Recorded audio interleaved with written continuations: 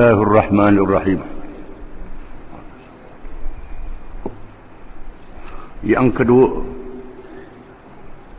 daripada keistimewaan dakwah Rasul-Rasul dan Nabi-Nabi alaihimussalatu wassalam, mereka tidak mengambil atau meminta upah. Rasul-Rasul alaihimussalatu wassalam dalam menyampaikan agama Allah, mereka tidak menerima apa-apa nilaian kebendaan atau meminta upah. Mereka hanyalah menjunjung tinggi perintah Allah Subhanahu wa taala. Setiap orang Rasul mengisytiharkan kepada manusia bahawa dakwah mereka tidak berupah, bentuk harta benda manusia atau mengejar kepentingan dunia. Bacalah kenyataan mereka di dalam Al-Quran. Contohnya Nabi Hud alaihi salam pernah menegaskan, Ya qawmi la as'alukum alaihi ajran in ajriya illa ala alladhi fatarani afala ta'qilu. Artinya, hai kaumku, aku tidak meminta upah kepadamu dari seruanku ini. Upahku tidak lain hanyalah dari Allah yang telah menciptakan aku. Apakah kamu tidak memikirkan? Surah Hud ayat 51. Firman Allah Subhanahu wa taala kepada nabinya sallallahu alaihi wasallam, Qul ma as'alukum alaihi min ajr illa man syaa'a an yattakhidha ila rabbih sabila wa tawakkal 'ala al-hayy alladhi la yamut fasabbih bihamdihi wa kafa bihi bidunubi ibadihi khabira. Surah Al-Furqan ayat 58. Artinya, katakanlah, aku tidak meminta upah sedikit pun daripada kamu dalam menyampaikan risalah itu, melainkan mengharapkan orang-orang yang mahu mengambil jalan kepada Tuhannya dan bertawakallah kepada Allah yang maha hidup, yang tidak mati, dan bertasbihlah dengan memujinya, dan cukuplah dia maha mengetahui dosa-dosa hamba-hambanya. Dan begitulah seterusnya para Rasul alaihimussalatu wassalam dalam dakwah mereka dengan sepenuh keikhlasan. Bukan saja upah yang tidak diminta, bahkan juga mereka tidak mengharapkan pujian dari manusia. Segala yang dilakukan oleh mereka menuju keredaan Allah, menghayati firman Allah Ta'ala, "Faman kana yarju liqa'a rabbih falyamal 'amalan shalihan wa la yusyrik bi'ibadati rabbih ahada." Suratul Kahfi.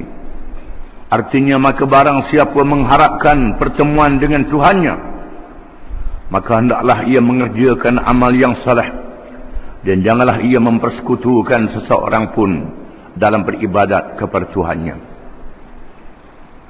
Termasuk dalam surah Yasin menyatakan demikian, bahawa Nabi dan Rasul tidak meminta upah daripada manusia. Mereka hanyalah mengharapkan ganjaran dan kurnia daripada Allah Subhanahu wa ta'ala. Bukan Nabi tidak meminta sedekah, Nabi hanya menerima hadiah saja. Kalau begitu, macam mana Nabi nak makan? Di mana makanan dan minuman dia? Sama ada dia bekerja sendiri. Nabi dia bekerja sendiri. Ada Nabi yang berniaga, ada Nabi yang menjahit, Nabi Idris. Ada Nabi yang memelihara ternakan, dan Nabi kita Muhammad SAW berniaga. Dan apabila memenuhkan masanya dalam menjalankan kerja dakwah Nabi ditanggung oleh isterinya Ummul Mukminin Khadijah binti Khuwailid radhiyallahu anha, di mana diatur oleh Allah Taala dengan cara yang begitu rupa, di mana nabi-nabi tidak mengharapkan upah daripada manusia, dan Allah Subhanahu wa taala telah menetapkan kepada Nabi sallallahu alaihi wasallam apabila mendirikan kerajaan di Al-Madinatul Munawwarah dengan peruntukan daripada ghanimah dan faid. Ghanimah ialah harta yang dirampas di medan peperangan, di mana sebahagian daripadanya adalah hak kepada Nabi sallallahu alaihi wasallam. Betul juga faid. Faid ialah harta yang diambil daripada negeri yang ditawan, tidak dengan peperangan, atau yang diambil tidak dengan cara perang.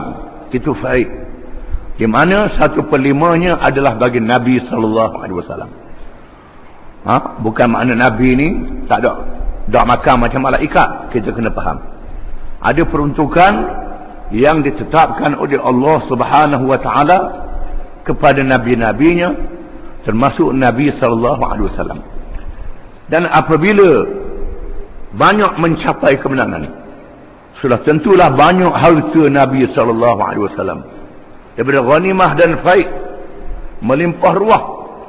Harta itu dibahagi-bahagikan kepada umatnya, dibahagi-bahagikan kepada mereka yang memerlukan pertolongan, yang memerlukan bantuan untuk menarik orang kepada Islam, sehingga Nabi meninggal dunia dalam keadaan fakir, dalam keadaan tidak ada harta yang ditinggalkan, dan pusakanya tidak diwariskan. Kerana Nabi bersabda bahawa Nabi-Nabi tidak mewariskan hartanya.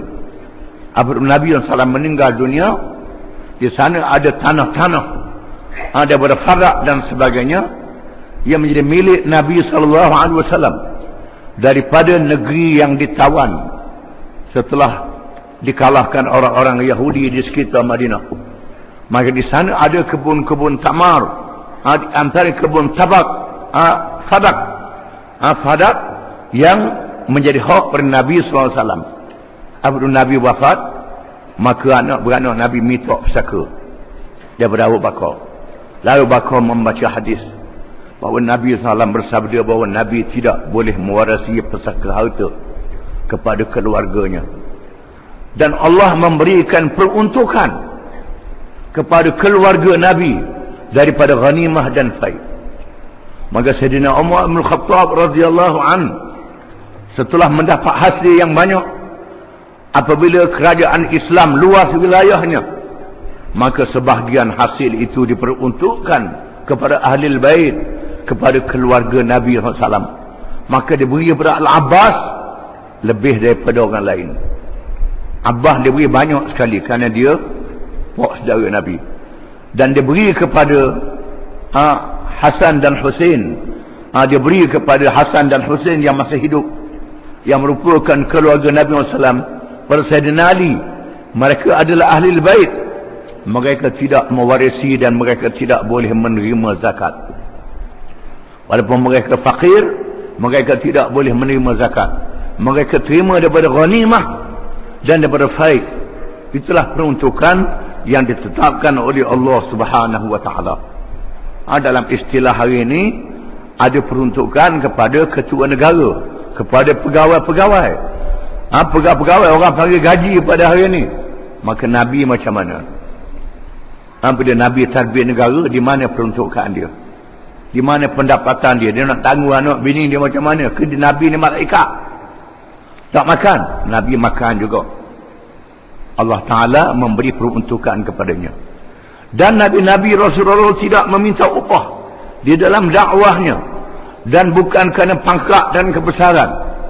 Ada Nabi yang mencapai kemenangan sehingga menjadi khalifah, menjadi ketua negara, memerintah negara. Iaitulah Nabi Daud, Nabi Sulaiman alaihi wassalam, dan Nabi kita Muhammad sallallahu alaihi wasallam. Dan ada nabi-nabi yang tidak sempat melihat kemenangan di dalam perjuangannya. Nabi Musa dan Nabi Harun alaihi wassalam.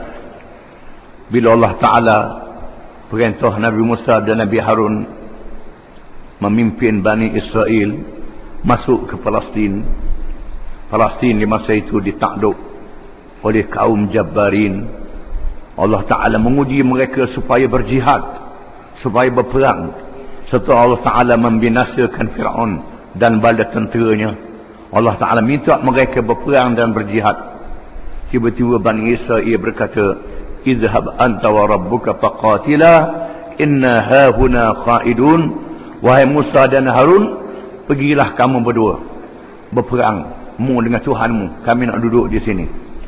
Nabi Musa terlalu sedih. Lalu Allah menyesatkan Bani Israel di padang pasir Sinai selama 40 tahun. Mereka tak diizin masuk ke Palestin. Sesak berpusing selama 40 tahun. Dan dimatikan. Diwafatkan Nabi Musa dan Nabi Harun. Setelah 40 tahun, Allah Ta'ala mengizinkan Bani Israel masuk. Dipimpin oleh Yusha' bin Nun. Nabi Yusha' bin Nun alaihi salam. Dan mereka masuk ke Palestin. Dan Allah Ta'ala tidak mengizinkan kepada Nabi-Nabi sebelum Muhammad sallallahu alaihi wasallam memakan harta ghanimah. Tak boleh makan ghanimah. Maka Nabi-Nabi zaman dulu dan umat-umatnya tak boleh makan harta rampasan. Setelah berperang, harta rampasan dikumpul. Allah Ta'ala menurunkan api memakan harta-harta itu. Dan ianya diharuskan kepada Nabi SAW. Maka Nabi-Nabi zaman dahulu ada peruntukan yang ditentukan kepada mereka oleh Allah Subhanahu Wa Taala. Inilah perkara yang kita kena faham. Ada Nabi-Nabi yang mati, tak sempat. Tak ada pengikut, mati. Tak sempat nak ada pengikut, terus mati. Dibunuh oleh umatnya yang kafir. Menunjukkan bahawa Nabi tidak mengharapkan upah dunia. Mereka mencari kerajaan Allah Subhanahu Wa Taala. Dan Allah Ta'ala memberi rezeki yang melimpah ruah kepada hamba-hambanya yang menegakkan Islam dengan cara yang tidak terkira. Menunjukkan bahawa dakwah Islam adalah dakwah yang ikhlas. Bukankan minta upah. Bukan tak boleh minta upah. Dan Nabi membenarkan orang lain di kalangan umatnya, di mana sahabat-sahabatnya dibenarkan mengambil upah. Contohnya satu rombongan sahabat musafir berjihad ataupun berdakwah, berhenti di tengah jalan. Tiba-tiba pemimpin satu kabilah Badui disengak binatang bisa. Mereka tak jumpa obat, tak temu dengan obat. Lalu mereka cari kalangan rombongan itu, ada ke kalangan kamu yang boleh berubat?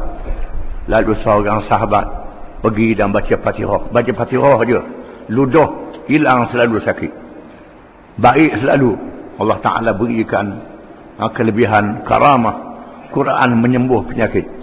Lalu kabilah itu memberi hadiah kambing dan mereka berbalah. Ada mengatakan tak boleh ambil, ada mengatakan boleh ambil. Yang boleh ambil, ambil kambing itu dan sembelih makan sebahagiannya dan balik ke Madinah. Lalu mereka menceritakan kepada Nabi SAW apa yang berlaku. Lalu Nabi kata Fatihah ni adalah ruqyah, Fatihah adalah jampi. Nabi kata boleh jampi. Dan Nabi kata mu boleh ambil halal kepadamu. Kalau ada lagi beri aku katik. Nabi kata beri aku katik, menandakan halal, diizinkan oleh syarak. Di sini para ulama mengizinkan mereka yang mengajar Quran menerima upah, tidak menjadi salah berdasarkan kepada hadis ini. Adapun tak ambil upah ni khusus kepada Nabi. Sebagaimana Nabi tak boleh ambil zakat, tak boleh ambil sedekah, itu khusus kepada Nabi. Dan Nabi hanya mengambil hadiah dan peruntukannya diizinkan oleh Allah Subhanahu Wa Taala. Wallahu a'lam.